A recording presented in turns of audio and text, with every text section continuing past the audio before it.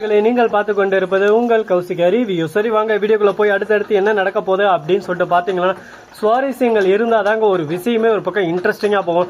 அதுபோல் நம்ம தீபிகாவுக்கும் மறுபக்கம் தீபக், இவங்க ரெண்டு பேருக்கு இடையேயான காதல் கல்யாணமாக மாறி இருக்கு. கல்யாணமாக மாறினதோட மட்டும் இல்லாமல் அவங்க ரெண்டு பேருக்கு இடையே ஒரு குழந்தையும் இருக்கு. ஆனால் விஜயோட வாழ்க்கை எப்படியோ அதே போல தான் நம்ம தீபக்கோட வாழ்க்கையும். என்ன விஜய்க்கும் தீபக்கும் வித்தியாசம் அப்படின்னு சொல்லிட்டு பார்த்தீங்கன்னா, நம்ம விஜயோட மனைவி புரிஞ்சிருந்தும் அவங்க இறந்து விஜய் விட்டு விலகி இருக்காங்க. ஆனால் தீபக்கோட மனைவி புரிஞ்சிருந்தும் கூட இல்லாம விலகி இருக்காங்க. அவ்வளவுதாங்க வித்தியாசம். இந்த ரெண்டு பேருக்கு இடையே என்ன மோதல், எதனால இவங்க ரெண்டு பேரும் பிரிஞ்சாங்க அப்படின்ற முழு விஷயத்தை தாங்க இப்ப சீரியலா கொண்டு வர போறாங்க. அது மட்டும் இல்லாம நம்ம தீபக் ஐஸ்கிரீம் ஆசையா ஒரு பக்கம் அவங்க பொண்ணுக்கு ஊட்டலான்னு சொல்லிட்டு பிறந்த நாள் இன்னைக்கு ஊட்டி விடுறாங்க. உடனே அந்த இடத்துக்கு வந்து நம்ம தீபிகா அதை தட்டி விட்டு, என் பிள்ளைக்கு ஐஸ்கிரீம் ஊட்ட நீ யாரா, உனக்கு என்ன தகுதி இருக்கு, ஒழுங்கு மரியாதை என் பிள்ளைய கொடு அப்படின்னு சொல்லிட்டு வாங்கிறாங்க. உடனே தீபக் இருந்து திரு முழிக்கிறாரு.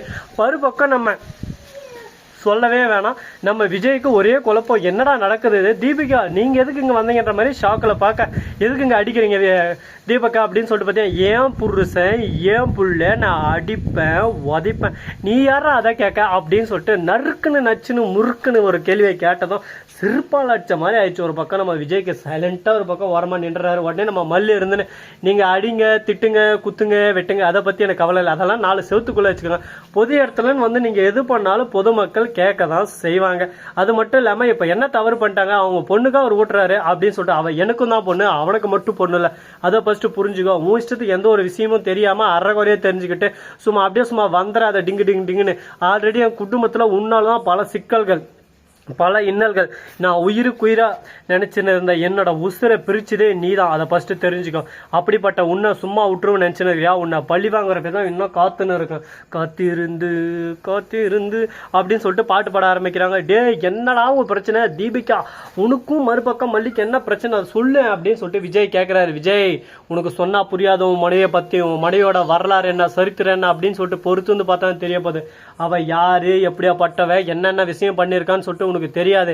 அதெல்லாம் உனக்கு தெரிய வந்துச்சுன்னா, அட இப்படிப்பட்டவளாவா தான் மனைவியை ஏத்துக்கிட்டு இருக்கேன் அப்படின்னு சொல்லிட்டு அவமானப்பட்டு கேவலப்பட்டு துக்கப்பட்டு துயரப்பட்டு நீயே ஒரு பக்கம் ஒதுக்கி விட்டு போயிடுவேன். அந்த அளவுக்கு கேவலமான உன் பொண்டாட்டி அப்படின்னு சொல்லிட்டு நச்சுன்னு நறுக்குன்னு சொல்லிடுறாங்க. இதை கேட்டதும் என்ன பேசுறது ஏது பேசுறதுன்னு சொல்லிட்டு தெரியாம இந்த அளவுக்கு ஒரு பக்கம் கேவலப்படுத்த முடியுமோ அசிங்கப்படுத்த முடியுமோ அவமானப்படுத்த முடியுமோ படுத்துன்னு படுத்துறாங்களே, இப்ப நம்ம என்ன பண்றது, இது வேற வழியே இல்லையா அப்படின்னு சொல்லிட்டு குழப்பத்துல குழம்பி போயிட்டு இருக்க. இதுக்கப்புறம் என்னென்ன பண்ண போறாங்க ஏது பண்ண போறாங்கன்னு சொல்லிட்டு பொறுத்து வந்து பார்த்தாதாங்க தெரிய போகுது. சரி இதெல்லாம் ஒரு பக்கம் விடுறா, இதுக்கப்புறம் என்ன பண்ண போறோம் அப்படின்ற விஷயத்த மட்டும் நம்ம பார்க்கலாம் வாங்க வீடியோக்குள்ள. அது மட்டும் இல்லாம நம்ம தலைவன் கதிரேசன் இருக்காருல, அவரு இருந்து கோவத்துல கொந்தளிச்சுன்னு இருக்காரு. ஏன் என்ன ரீசன் என்ன காரணம் அப்படின்னு சொல்லிட்டு பாத்தீங்கன்னா, அவரு இருந்து ஒரு பக்கம் போன் பண்ணே இருக்காரு விஜய்க்கு. எதனால அப்படின்னு சொல்லிட்டு பாத்தீங்கன்னா, ஏன்னா கேஸ் இப்போ வந்து நம்ம கதிரேசன் மேல திரும்பிடுமோன்னு அவருக்கு ஒரு பயம். ஏன்னா இந்த கொலையில கதிரேசனுக்கு சம்பந்தம் இருக்கு, என்னடா சொல்ற அப்படின்னு சொல்லிட்டு பார்த்தேன். ஆமாங்க கதிரேசன் தான் அந்த கொலையை பண்ணது.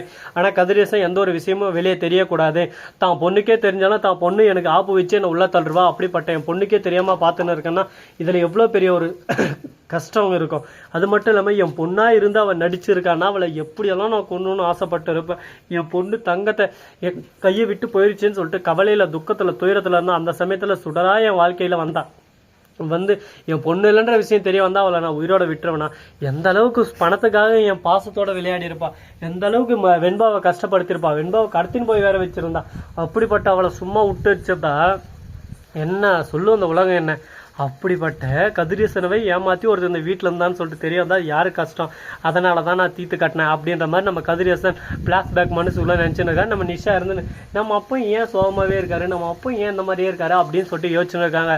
நிஷா உனக்கு தெரியாது கதிரேசன் எப்படியாப்பட்ட கேப் மாதிரி முள்ள மாதிரி முடிச்சு வைக்கன்னு சொல்லிட்டு, கதிரேசனோட சுயரோபலம் உனக்கு தெரிய வந்துச்சுன்னா அள்ளு விட்டுரும் ஒரு பக்கம் பயத்துல அப்படியே சும்மா நீயே ஒரு பக்கம் ரணத்துல வேதனையில துடிச்சு போயிடுவேன். அந்த அளவுக்கு ஒரு பக்கம் கேவலமான ஆளுதான் அந்த கதிரேசன் அப்படின்ற விஷயத்த அந்த இடத்துல சொல்றாங்க. இப்ப என்னதான் பண்றது, இதுக்கு வேற வழியே இல்லையா அப்படின்னு சொல்லிட்டு யோசிச்சுன்னு இருக்காங்க. யோசிச்சு ஒரு பக்கம் மண்டையெல்லாம் பிச்சுக்கிட்டு போகுது. ஆனா என்னதான் யோசிக்க போறாங்க ஏதுதான் யோசிக்க போறாங்க எப்படியெல்லாம் கொண்டு போக போறாங்க அப்படின்னு சொல்லிட்டு பொறுத்து வந்து பார்த்தா தெரிய போகுது. சரி ஓகே கைஸ், இந்த மாதிரி நிறைய இன்ட்ரெஸ்டிங்கான விஷயத்தான் நீங்க கண்டினியூவா பார்க்கணும் அப்படின்னு சொல்லிட்டு நினைக்கிறீங்களா, அதுக்கு நீங்க பண்ண வேண்டியது மறக்காம நம்ம சேனலை சப்போர்ட் பண்ணணும், லைக் பண்ணணும், ஷேர் பண்ணணும். அது மட்டும் இல்லாமல் உங்களுக்கு இன்னொரு இன்ட்ரெஸ்டிங்கான விஷயம் சொல்ல போறாங்க. அப்படி என்னடா இன்ட்ரெஸ்டிங்கான விஷயம் சொல்ல போறேன் அப்படின்னு சொல்லிட்டு பார்த்தீங்கன்னா, அதுக்கு முன்னாடி நம்ம தலைவன் அதாவது மனோகர் இருக்கார்ல, அவர் வந்து விஜய்க்கு ஃபோன் பண்ணுறாரு. விஜய்க்கு ஃபோன் பண்ணி இந்த மாதிரி தீபிகா பொண்டாட்டிக்கு இருக்கிறல்ல அவளோட எக்ஸ் காதலன் அதாவது தினேஷ் சொல்லியிருப்பான்னு சொல்லிட்டு நினைக்கிறேன். ஆமாம் சொல்லியிருக்கா, அவள் இறந்துட்டான்னு சொல்லிட்டு கேள்விப்பட்டேன்னு சொன்னா அப்படின்னு சொல்லிட்டு சொல்ல அவளோட அக்கா தான் தீபிகா. அந்த தினேஷ் கொலைக்கு காரணம் மல்லி தான் அப்படின்னு சொல்லிட்டு அவங்க மனசில் ஆழமாக பதிஞ்சிட்டு இருக்கு. அந்த ஒரே காரணத்தால் தான் மல்லியை எத்தனை வருஷமாக அவனுக்கு தேடின்னு இருந்திருக்கா. இப்போ தான் மல்லி கையில் கிடச்சிருக்கா. அப்படிப்பட்ட மல்லியை சும்மா விடக்கூடாது, அவளை பள்ளிக்கு பள்ளி வாங்கணும்னு சொல்லிட்டு கங்கனை கட்டுன்னு தெரிஞ்சுன்னு இருக்காப்புல. இதுக்கப்புறம் ஒன்றும் பண்ண முடியாது விஜய். நானும் எந்த அளவுக்கு சொல்ல முடியுமோ அந்த அளவுக்கு சொல்லி பார்த்துட்டேன். என் பேச்செல்லாம் ஒரு சுக்காக்கடா மதிக்கல. இப்போ நான் என்ன பண்ணணும் ஏது பண்ணணும் நீ தான் சொல்லணும். அது மட்டும் இல்லாமல் அந்த தீபிகா நிறைய பிளான் எல்லாம் வச்சுருக்கேன். அந்த பிளானெல்லாம் எப்படி எக்ஸிக்யூட் பண்ண போகிறோம் என்னென்ன பண்ண போகிறான்னு சொல்லிட்டு தெரியல. எல்லாமே ஒரு பக்கம் மோசமான ஐடியாவாக தான் இருக்குது. இதுக்கு நம்ம என்ன தீர்வு தான் காண போகிறோம்னு சொல்லிட்டு தெரியலையே அப்படின்னு சொல்லிட்டு புலம்பிட்டு இருக்காங்க.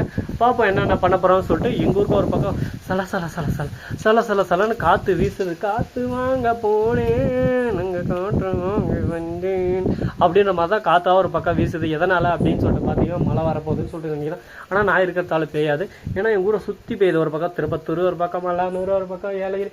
இந்த பக்கம் பார்த்தீங்கன்னா ஏதோ ஒரு மலை இருக்குது. அந்த மழை பெய்யுற வந்துச்சு எல்லாத்தாலையும் பெய்யுது. ஆனால் சென்ட்ரல் இருக்கிற குரு வரப்பட என்ன வேதனை. நான் இந்த ஊரை விட்டு காலி பண்ணால் தான் வரும்னு நினைக்கிறேன்.